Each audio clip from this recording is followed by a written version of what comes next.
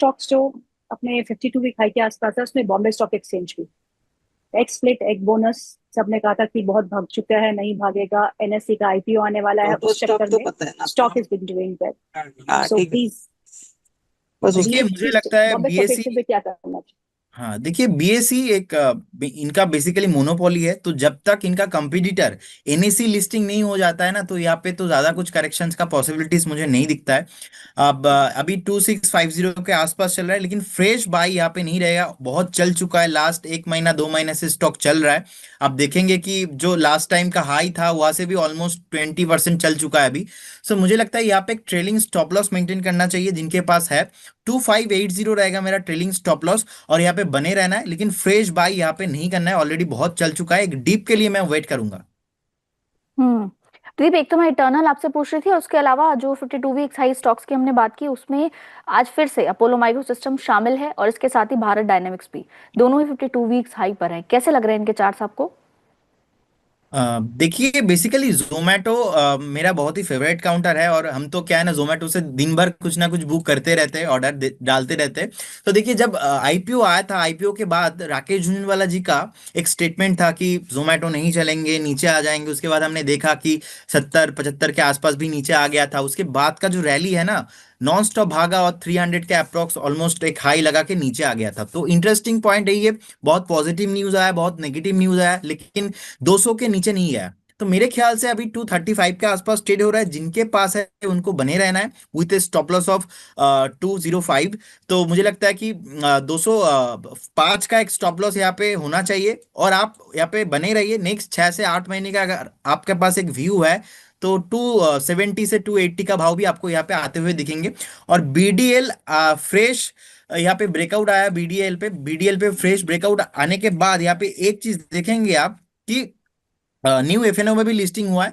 तो मेरे ख्याल से यहाँ पे जो आप लास्ट देखेंगे, जो पैराबोलिक पैटर्न हम देखते हैं फंड टेक्निकल पे, उसके बाद यहाँ पे काप एंड हैंडल पैटर्न का भी ब्रेकआउट आया हुआ है। तो 2058 अभी चल रहा है, मुझे लगता है यहाँ पे फ्रेश एंट्री नहीं लेना चाहिए। डिफेंस काउंटर में है, तो अभी लास्ट हमने देखा बहुत टाइम से डिफेंस काउंटर चला है, तो यहाँ पे भी फ्रेश बाय नहीं करना है, बाय ऑन डीप स्ट्रैटेजी करना है। और यहाँ पे मैं तो बोलूंगा जिनके पास है, आप ट्रेलिंग स्टॉप लॉस मेंटेन कीजिए। मुझे लगता है 2040 अगर 2040 के इसके नीचे जाता है, तो इस केस में आपको 1970 से लेके 1950 वहां तक जाने का हाई पॉसिबिलिटीज है। तो एक बार थोड़ा वेट कीजिए, वेट करने के बाद यहाँ पे एंट्री कीजिए। सेकंड स्टॉक्स मैडम आपने क्या बोला? Apollo micro systems. Apollo micro system, देखिए इस काउंटर अभी 190 के आसपास चल रहा है, यहाँ पर भी फ्रेश ब्रेकआउट है। मुझे लगता है कि 184 का आपको ट्रेलिंग स्टॉप लॉस यहाँ पे मेंटेन करना चाहिए। बहुत जल्दी आपको यहाँ पे 200 क्रॉस होते दिखेंगे। अगर 200 क्रॉस करता है, उस केस में आप देखेंगे कि 220 225 का एक टारगेट यहाँ पे आएंगे। फंडामेंटल अच्छा है, आप देखेंगे ऑलमोस्ट 57 करोड़ के आसपास प्रॉफिट भी पोस्ट किया है, 5828 करोड़ के आसपास मार्केट कैप भी है। So no doubt entire counter चल रहा है, तो ये भी चलेगा। लेकिन यहाँ पर भी सेम चीज हुई है, थोड़ा भाग चुका है, थोड़ा रेस्ट लेने के लिए अभी 185 184 के आसपास आ सकता है। हम्म। चलिए उन स्टॉक्स को देखते हैं जो एफएनओ में शामिल हो रहे हैं नए कॉन्ट्रैक्ट मंथ से। उसमें भारत डायनामिक्स, जिसकी हम बात कर चुके हैं, वो है Blue Star, Fortis Healthcare, Kaynes Technology, Mankind Pharma, Mazagon Dock, Piramal Pharma, RVNL और उनो मिंडा। ये सारे स्टॉक्स जो है अब एफएनओ में शामिल हो चुके हैं, यानी कि आप फ्यूचर कॉन्ट्रैक्ट्स ऑप्शंस में आप इसमें कामकाज कर सकते हैं। So they are now eligible under derivatives. So इन्हीं स्टॉक्स में है आज हलचल भी है। जैसे भारत डायनेमिक्स की हमने बात की, 52 week high all time high के आसपास कामकाज कर रहा है। कुछ स्टॉक्स में गिरावट भी है। मजगांव डॉक में आज मुनाफा वसूली देखने को मिल रही है, उनो मिंडा में आज मुनाफा वसूली देखने को मिल रही है। Piramal Pharma is holding on to its levels of 210, 12, 13 इसी के आसपास मिल रहा है। सो प्रदीप, पिरामल फार्मा अब एफएनओ में शामिल हो चुका है, और ये स्टॉक में काफी एक अच्छा रुझान भी था, करेक्शन भी थी, और अब एक कंसोलिडेशन भी देखने को मिल रही है 200 लेवल्स के आसपास। क्या करना चाहिए? देखिए यहाँ पे अभी ना बॉटम कंफर्मेशन नहीं हुआ, so as per the chart मुझे लगता है अभी भी 198 195 का एक सपोर्ट है। अगर 195 कभी भी ब्रेक करता है, उस केस में आपको 181 182 के आसपास भी मिल सकता है। सो बेटर रहेगा यहाँ पे फ्रेश एंट्री ना करे तो ही अच्छा है। और यहाँ पे अभी भी वीकली चार्ट, डेली चार्ट खराब ही है। मंथली चार्ट पे देखेंगे, मंथली चार्ट पे भी कोई ब्रेकआउट नहीं है। और जो वॉल्यूम होता था पहले, उस कंपेयर से अभी उतना नहीं हो रहा है। सो एक बार ओके। वेट करना बेटर रहेगा। ऐसा चार्ट में तो फिलहाल अभी इमीडिएटली कुछ खराब नहीं होने वाला, लेकिन थोड़ा ये वो क्या है ना, कंसोलिडेशन आपको 2 से 4 हफ्ता ऐसे घुमाएगा, अभी चलेगा नहीं स्टॉक, ऐसा सिचुएशन है। ओके। ओके। एक और स्टॉक जो आज एफएनओ में शामिल हुआ है, मसगांव डॉक। वहां पे हमने नतीजे अच्छे नहीं रहे, उसके चलते हुए एक बिकवाली देखने को मिल रही है। काउंटर इस समय 3507 पे काम काज कर रहा है। करीबन 6.5% की गिरावट है। बड़ा भी बहुत अच्छा था। अगर हम इसके पूरे मंथ की गेन देखें तो 15% ऊपर एक इसने गेन किया है, despite of the correction that we seen today. So बहुत ही अच्छा मूव। क्या करना चाहिए, खरीदना चाहिए या फिर दूर ही रहना चाहिए अभी? देखिए अभी तो फ्रेश बाय इस काउंटर पे भी नहीं करना है, क्योंकि आप देखेंगे जब 2800 के ऊपर ब्रेकआउट आया, विद इन ऑफ 2 वीक के अंदर ही अंदर 2800 से लगातार 3600 के आसपास हाई लगा के आया। सो मुझे लगता है ये जो अभी 3500 के आसपास चल रहा है, 6.5% के आसपास डाउनफॉल अभी आज है। यहाँ पे हम्म। आपको एक बार पेशेंस रखना है, जिनके पास है आप बने रहिए। 3250 से लेके 3200 एक जोन है, वहां पे आप री एंट्री कीजिए। बाय ऑन डीप रखना है। और जो रिजल्ट खराब हुआ है, मुझे लगता है इसका असर ऑलरेडी पहले से डिस्काउंटेड है, मार्केट को पता था। तो एंटायर हम्म। डिफेंस काउंटर थोड़ा ओवरबॉट है, तो अभी थोड़ा पेशेंस रखना है, उसके बाद यहाँ पे एंट्री लेना है 3200 से लेके 3250 के आसपास। हम्म। प्रदीप, आज एचडीएफसी बैंक भी उसमें थोड़ी सी तेजी है, मतलब हरे निशान में तो कामकाज कर रहा है। और इसके अलावा आईसीआईसीआई बैंक ये हरे निशान में तो नहीं है, लेकिन स्टिल इन दोनों काउंटर्स में से किसी को एक को चूज करना हो तो आपको लेवल्स किसके ज्यादा अच्छे नजर आ रहे हैं? देखिए जाना तो चाहूंगा मैं लीडर के साथ ही, एचडीएफसी बैंक के साथ। अभी आप बैंक निफ्टी देखेंगे, ऑल टाइम नियर हाई के आसपास ही है। अभी एचडीएफसी बैंक 1453 के आसपास चल रहा है। एचडीएफसी बैंक का मोमेंटम कैसा होगा, इसके ऊपर डिपेंड कर रहा है नेक्स्ट बैंक निफ्टी कैसा मोमेंटम होगा। सो मुझे लगता है 1330 के आसपास जो चल रहा है, यहाँ पे थोड़ा टाइम करेक्शन चाहिए। और मुझे लगता है कि फ्रेश बाय इस जोन पे नहीं करना चाहिए। अगर कभी भी आपको एक बार 1900 1880 के आसपास मिलता है, तो एचडीएफसी बैंक के साथ आपको जाना चाहिए। फिलहाल आईसीआईसीआई बैंक का चार्ट भी अच्छा है।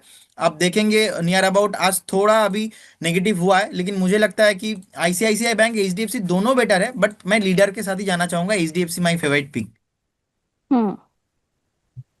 प्रदीप, कमेंस इंडिया के स्टॉक को देखिएगा। आज इसमें 3% का इजाफा है। नतीजे बड़े शानदार रहे, उसके बाद एक ब्रेकआउट देखा हमने 2976 के आसपास से ये अब छलांग मार के 3270 के आसपास चला गया है। क्या करना है? जीतू मैडम, मुझे लगता है कि यहाँ पे एक बार बने रहना है और होल्ड करके जाना है, क्योंकि जो लास्ट वीक का एक कंसोलिडेशन था, उसके बाद जो इस हफ्ते का ब्रेकआउट, अगर ये ब्रेकआउट एक बार 3250 के ऊपर सस्टेन करता है, इस केस में बहुत जल्दी आपको 3300 के ऊपर भाव मिलेंगे। इनफैक्ट नेक्स्ट जो रेसिस्टेंस है वो 3400 के आसपास है। तो यहाँ से फ्रेश 150 से 200 पॉइंट का रैली हो सकता है, तो जिनके पास है बने रहने का सलाह होगा। और फंडामेंटल भी मुझे बहुत अच्छा लगता है। 90,700 करोड़ के आसपास मार्केट कैप है। आप देखेंगे 2000 करोड़ का तो नीट प्रॉफिट पोस्ट किया है। सो ईपीएस भी ऑलमोस्ट 72 के आसपास है। इंडस्ट्री पी देखेंगे 29 के आसपास है। So no doubt is a very good stock, आपको एक बार बने रहना है with stop loss of 3180। Hmm. आज के कुछ ट्रेंडिंग स्टॉक्स भी हैं, और जैसे एमएमटीसी का स्टॉक और एसजेवीएन, ये आपको चार्ट्स पर कैसे लग रहे हैं? एसजेबीएन और क्या बोला मैंने आपने? एमएमटीसी। एमएमटीसी, देखिए एसजीवीएन बेसिकली यहाँ पे अभी ट्रेड हो रहा है 96 के आसपास। अब फंडामेंटल देखूंगा मैं, उतना अट्रैक्टिव नहीं लगता है मुझे फंडामेंटल एसजीवीएन का। सो टेक्निकली भी अगर मैं बात करूँ, 98 100 के आसपास एक रेसिस्टेंस अभी हुए है, और वहां से ही नीचे आ रहा है। अभी देखिए 100 के नीचे आ चुका है। मुझे लगता है यहाँ पे करेक्शंस कंप्लीट नहीं हुआ, और 1 2 हफ्ता करेक्शन चल सकता है। 92 और 91 एक लेवल है, वहां तक जाने का हाई पॉसिबिलिटीज है। तो फ्रेश बाय नहीं करना है। जिनके पास है आप एक बार बने रहिए विथ स्टॉप लॉस ऑफ 91। और एमएमटीसी देखिए, एमएमटीसी का फंडामेंटल थोड़ा स्ट्रांग है। एंड मुझे लगता है आप लॉन्ग टर्म, अगर आपका थोड़ा व्यू है, अगर आपका व्यू एटलीस्ट ऐसे 8 महीना भी मिनिमम है, तो आप एक बार होल्ड करके जा सकते हो। क्योंकि लास्ट वीक भी ब्रेकआउट आया, इस हफ्ते भी स्टॉक चला है। और इस हफ्ते जो सबसे मेजर इंपॉर्टेंट एक लेवल था 84 के ऊपर सस्टेन कर रहा है। तो अगर 84 के ऊपर सस्टेन करता है, नेक्स्ट जो रेसिस्टेंस है वो 92 के आसपास है, उससे पहले नहीं है। तो मुझे लगता है ये जो मोमेंटम अभी बना है, यहाँ पे फॉलो अप बाइंग भी रहेगा। और यहाँ पे जो पुल बैक अभी आ रहा है, 92 का टारगेट यहाँ पे होना चाहिए, तो बने रहना है इस काउंटर में अभी। बिल्कुल। अभी फेडरल बैंक पे क्या करना है, एक अच्छी कंसोलिडेशन देख रहे हैं हम। बहुत ही नैरो बैंड में ये कामकाज कर रहा है पिछले एक महीने से, ब्रेकआउट के चांस हैं। देखिए 200 के ऊपर अभी है फेडरल बैंक बेसिकली। तो अभी तो देखिए इसका ऑल टाइम हाई देखेंगे, 52 हाई देखेंगे ऑलमोस्ट 215 के आसपास, तो ये बार बने रहना है। थोड़ा बहुत करेक्शंस आ सकता है 195 196 के आसपास। जिनके पास है आप बने रहिए। अगर आप इन्वेस्टमेंट भी करना चाहते हो तो मेरे ख्याल से कोई ट्रेडिंग काउंटर है नहीं। एक फ्रेश आपको मिनिमम 2 से 3 साल के लिए आपको यहाँ पे इन्वेस्टमेंट करना है। और मेरे ख्याल से इनका जो एनपी है, नॉन परफॉर्मिंग एसेट, लास्ट जो मैंने मैनेजमेंट का जो एक मीडिया व्यू में सुन रहा था वहाँ पे उन्होंने बताया थोड़ा कम भी हो चुका है। सो नो डाउट फंडामेंटल भी थोड़ा सपोर्ट कर रहा है अभी। तो मेरे ख्याल से आपको यहाँ पे बने रहना है। आपको यहाँ से फ्रेश 25 से 30% रिटर्न मिल सकता है, लेकिन उसके लिए आपको मिनिमम 1.5 से 2 साल एक बार वेट करके जाना होगा। हम्म। करेक्ट, तो ये पेश सकना है। जी, पीएसयू बैंकिंग स्पेस में देखेंगे, इसमें Indian bank, union bank, Maharashtra bank, ये सब अभी पॉजिटिव में नजर आ रहे हैं। क्या इनमें से किसी में आपको नजर आ रहे हैं चार्ट्स पर अच्छे लेवल्स? देखिए अगर हम इंडियन बैंक देखेंगे, इंडियन बैंक मुझे बहुत अच्छा लगता है। कंसोलिडेशन जोन में था, एक मेक और ब्रेक जोन के आसपास है। 600 के ऊपर सस्टेन अगर करता है तो मुझे लगता है कि ये काउंटर नेक्स्ट रैली में लीडरशिप भी ले सकता है। और बहुत जल्दी आपको यहाँ पे 680 का टारगेट और 750 दोनों टारगेट के लिए आप बाय करके जा सकते हो। लेकिन 600 के ऊपर सस्टेन करना बहुत ही इंपॉर्टेंट है। अभी 610 के आसपास चल रहा है इंडियन बैंक।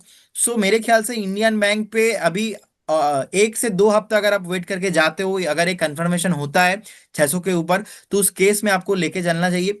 यूनियन बैंक भी बढ़िया है, लेकिन यूनियन बैंक थोड़ा मतलब क्या है ना, लास्ट बहुत टाइम से एक निगेटिव पैटर्न के साथ ट्रेड हो रहा है बेसिकली। एंड वीकली चार्ट खराब है। शॉर्ट टाइम फ्रेम में एक बाउंस बैक आया है 133 का, एक आपको स्टॉप लॉस मेंटेन करना है। ये जो रैली अभी आया है, ये रैली में मुझे लगता है 148.50 तक आना चाहिए। लेकिन कंपेयर टू इंडियन बैंक मुझे लगता है इंडियन बैंक पे ज्यादा पॉसिबिलिटीज है पैसा बनने का। बिल्कुल। ओके प्रदीप, अदानी पोर्ट्स और ट्रेंट दोनों के चार्ट्स क्या कहते हैं? देखिए नो डाउट अदानी इसे, मैं big fan of Gautam Adani and मैं ऑलवेज अदानी ग्रुप के साथ पॉजिटिव हूँ। ओनली फॉर अदानी ग्रुप में AWL को छोड़ के मैं मेरे मुझे ऑल स्टॉक बहुत ही अच्छा लगता है। अभी 1433 के आसपास चल रहा है। देखिए कितना कुछ हो गया, सुप्रीम कोर्ट का मामला हो गया, हिंडनबर्ग का न्यूज आ गया, अब अमेरिका में कुछ इशू आ गया, तो इतना कुछ फिर भी अदानी ग्रुप अभी भी ज्यादा कुछ प्रॉब्लम है नहीं। हमने देखा कि ऑल टाइम जो हाई था 1570 1590 के आसपास था, वहां से नीचे आ चुका था 1000 के आसपास। तो वहां से फिर से एक बॉटम बनाया, बॉटम बनाने के बाद अदानी पोर्ट अभी ऊपर आ रहा है। मेरे ख्याल से जिनके पास है आपको बने रहना है। और मुझे लगता है ऑल टाइम हाई भी बहुत जल्दी पॉसिबल है, तो बने रहिए। Adani Port no doubt market leader है। और ट्रेंड का देखिए, ट्रेंड का भी मार्केट कैप आप देखेंगे ऑलमोस्ट 2 लाख करोड़ के आसपास है, 1530 करोड़ के आसपास आप देखेंगे नीट प्रॉफिट पोस्ट किया है। एक बॉटम जो बनाया है ये ना कंफर्मेशन नहीं है ट्रेंड के साथ। सो बेसिकली आप देखेंगे 5630 के आसपास अभी ट्रेड हो रहा है। तो मेरे ख्याल से ये जो कंफर्मेशन अभी नहीं हुआ है, इसके लिए थोड़ा आपको वेट करना चाहिए। अगर 5680 इसके ऊपर सस्टेन करता है, उस केस में आपको एक बार 6200 6400 तक जाने का हाई पॉसिबिलिटीज है। तो जिनके पास है आप बने रहिए, लेकिन फ्रेश बाय इस जोन पे नहीं करने का सलाह रहेगा। बिल्कुल। दो काउंटर देखिएगा, एक तो आईआरसीटीसी कल रिजल्ट्स के बाद काफी अच्छा चला था, लेकिन आज इसमें गिरावट नजर आ रही है। इसके अलावा अपोलो हॉस्पिटल्स, इसके रिजल्ट्स आने वाले हैं और फिलहाल काउंटर तेज नजर आ रहा है।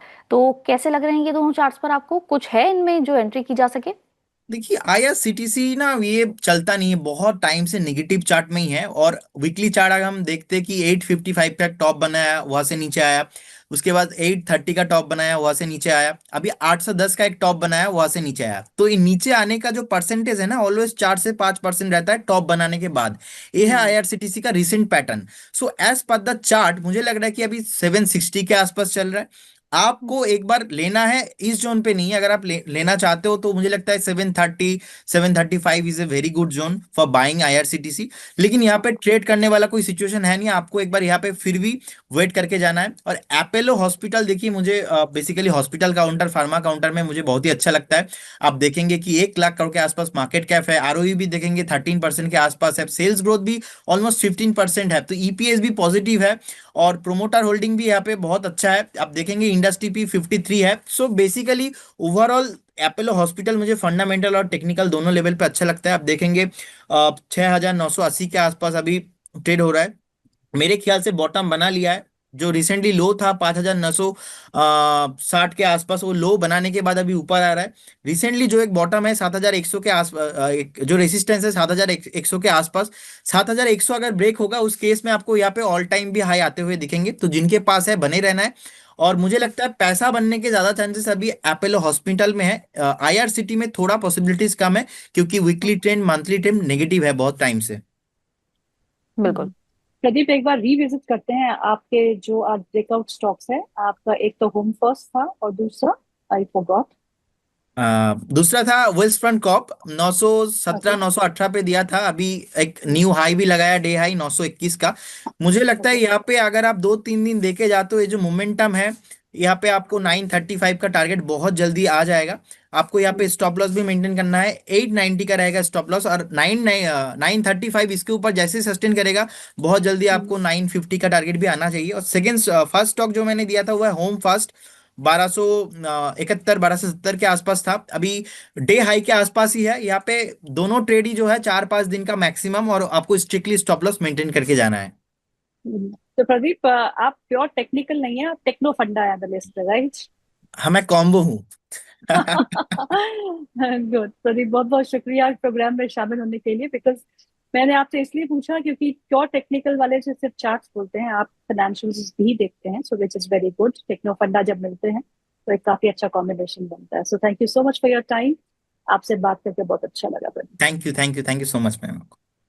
तो प्रोग्राम को अभी यही समाप्त करते हैं। आप भी गिरावट जो है बिल्कुल जारी है और निफ्टी इस समय 82 अंक नीचे कामकाज करते हुए 95 अंक हो गया है। 24,737 का स्तर देखने को मिल रहा है। 24,007 under very critical support, so we have to keep an eye on आज की क्लोजिंग। और सेंसेक्स भी अभी करीबन 300 पॉइंट नीचे कामकाज कर रहा है। बैंक निफ्टी 115 अंक नीचे। इंडिया विक्स हल्का हुआ है, 16 के आसपास कामकाज कर रहा है, लेकिन मिड कैप और स्मॉल कैप अभी भी हरे निशान में है। So broader markets are still outperforming the benchmarks. लेकिन आज की क्लोजिंग पे हमको जरूर ध्यान रखना चाहिए। 1 बजे आपसे फिर मुलाकात होगी। मोहिनी आपको लेके आपके पास आपके सामने हाजिर होंगी with all your answers to the questions that you keep on sharing with us. और आज के हमारे मेहमान हैं अंशुल जैन। तो मिस मत करिएगा, 1 बजे जुड़िएगा। कमेंट सेक्शन में अपने सवाल पोस्ट करना शुरू करिएगा। 1 बजे फिर हाजिर होते हैं। So thank you so much for watching chartered business and keep watching Jagran.